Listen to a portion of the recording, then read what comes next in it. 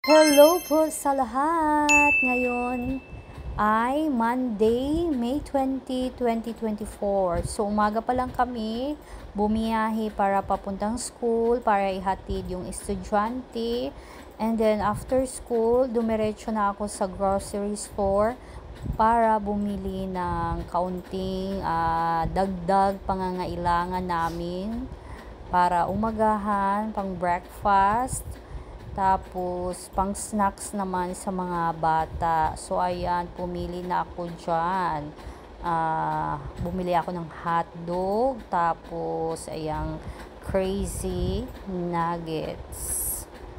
Pure foods. Ayan, bumili tayo dyan para pang umagahan na din. And then, ayan, pork tocino. Kasi nga gusto nila ng pork tocino.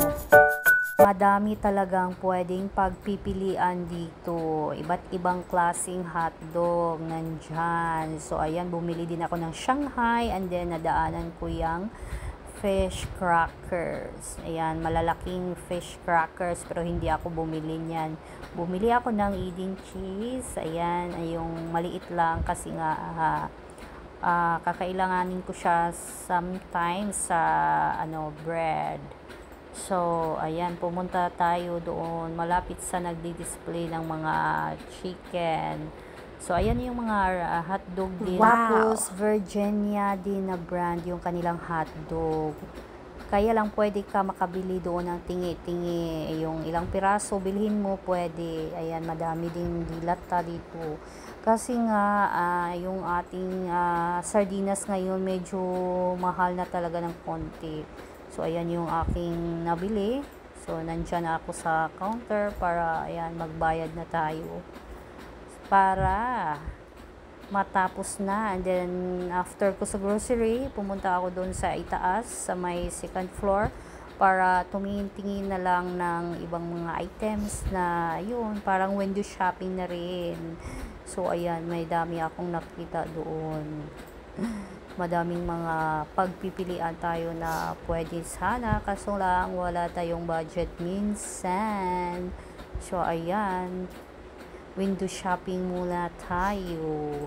So, hindi ko akalain din na nakabili ako ng, ayan, 2 item na hindi ko siya planong talagang bilhin. Kaso lang nagustuhan ko and then yun, binili ko siya. So, anyway, hindi naman siya mahal. Ano lang siya, yung more than 100, ganon siya. So, ayan, bumalik tayo ulit doon sa ground floor para kunin ko na yung inihabilin ko doon sa baggage counter kasi doon ko na iniwan yung aking maliit na grocery.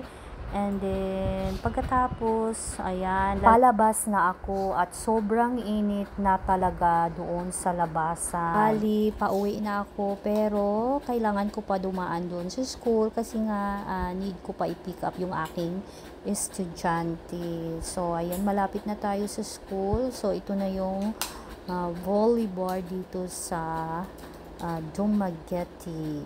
So, medyo talaga yung araw, sobrang init. So, right after kung ma-pick up yung aking estudyante, diretso na kami sa bahay, pauwi na rin sa bahay. So, ayan, dumaan na kami dito sa may under construction na daan. Kasi nga, madadaanan talaga namin ito, guys.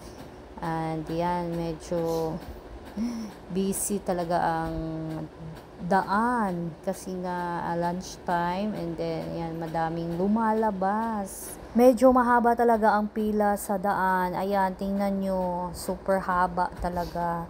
So malapit na kami sa bahay and then yan, pasilip naman sa ating binili. Ayan yung aking binili and of course nakabili din ako ng isda, goldfish. 10 piraso ng goldfish. So medyo maliliit lang siya, hindi naman kalakihan pero mas nagustuhan ko kasi yung mga color, yung mga kulay niya kasi ayan, colorful talaga siya.